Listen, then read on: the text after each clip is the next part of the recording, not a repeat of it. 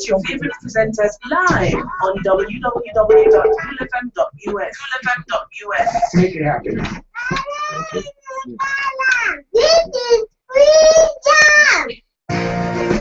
Welcome back to 95.9 Cool FM. It's 11 minutes before the hour, 12 o'clock. We got about 11 minutes to do this. Let's talk about the interview we promised you to come today.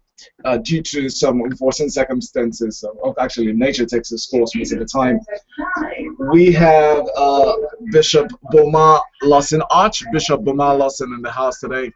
Is live with us on 95.9 Cool FM, your #1 hit music station. And today, in the face of all the, shake-up we've been experiencing in the country, all the crisis, the scare, I'm sick of calling the name Boko Haram because it's crazy.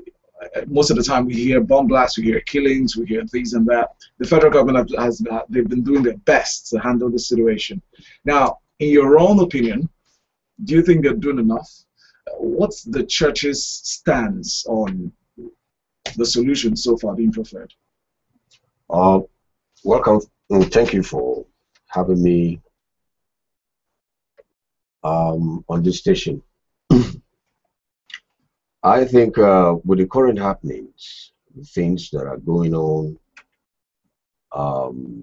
you don't know what's going to happen the next minute or the next day when you wake up. The point is that with everything that is going on with the Boko Haram or whatever they are called, the federal government, in my own opinion, they are doing their best. Okay. They are doing their best because right now they've been able to reach out to other countries to come into help. It's not an easy task. It's easy to stay out and blame everybody, or blame those who are in authority, those who are in governance. But I'm sure that even the president is not relaxing, not at all. If he's relaxing, he wouldn't be calling other countries in order to come into help. Yes, because this insurgency is not just Nigeria involved, or Nigerian, the Muslims actually involved. Not just only them. They have networks. And therefore, it will take a strategic planning. And the federal government, in my own view and opinion, and what I've seen so far, actually they are trying and they are doing their best. But that's your opinion. A whole mass of people around Nigeria probably wouldn't feel the same way. They'll probably say to you right now, I mean, you're saying that the federal government is doing enough, but the people are dying every day. People are losing their lives. How do you say this is? Today we look at the top headlines. We see 42 people killed. We see this and that number killed. Is that leaving a good taste in the mouth of people and Christians? Not at all. You can't say that that is good. It's not. Well, Christians also actually, in fact, Christians, they know that the power and the forces behind this insurgency or the people involved is absolutely demonic. They know that. In what sense, really? In the sense that no normal person, no religious person, like they claim that is Muslim or trying to make sure that with force and with other kind of ammunition, Islamize the whole world, which is not possible. Yeah. And we know, Christians know, that the forces behind these folks are demonic. Demonic forces behind them. Okay. Because take a look at it. Even the Muslims comes out to condemn it, and they also claim that their religion is a peaceful religion, not going about killing innocent people. Nobody will say that is not evil. But how does that pan out on the same level? Based on picking what some of the things you said, somewhere during what you did, the last comment you just made, you mentioned that it's almost like a ploy to Islamize the entire country. Is that your premise? Is that what you think is going on? Are they fighting or killing people because they want to make everyone a member of the Islamic religion? That is one of their aims. We've read about that quite a long time, even before even this Boko Haram actually came into full operation. So would you say We've it's seen other like Al Qaeda, which we read from them, which they call every other person that is not in Islam an unbeliever. so would it be enough? Would it suffice to say that you think this is an Islamic war, and not just a terrorist war or terrorist attack? I will not definitely say that. Some crop of people in the Islamic religion, in the name of Allah or in the name of God, trying to do what they are doing, because they will tell you they're doing that, and if any one of them dies, they believe they're going to heaven. So it is not just the entire Islamic religion. No, a crop of people, I would say they are disgruntled, misinformed fellows who don't have a real ideology for life and how to handle their grievances if they have genuine grievances. How do you think a Christian how do you think a Christian should typically react to acts of terror? Well, a Christian will definitely condemn it. Okay. And after condemning it, you'll be able to pray for the peace and prosperity of the people and protection of the people. But also, I would not suggest or say that Christians should just fold their hands. Okay, what do you think they should do then? One of the things they should do, also be able to join forces with the government. In what sense? In the sense of planning, information sharing, and other things that we could do, because we're human. We Christians also die in some of these bomb blasts and things like that. So we should be able to think apart from just praying. I'm not saying we should take arms, no. But we should, apart from just praying, we should be able to do, what can we do? Let's sit down and think. Okay. Saying that Christians shouldn't take up arms, let me ask you this. I'm not going to take it from the angle of the Bible or anything, right? You're on Cool FM, and you've rightfully said the Christians should support the government through provision of information, helpful information, intelligence and all that, and pray as well.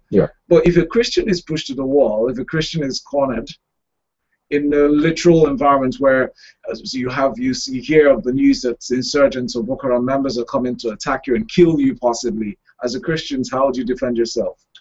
Well, as a Christian, if you make something like that and you are able to lay hands on any weapon, use it.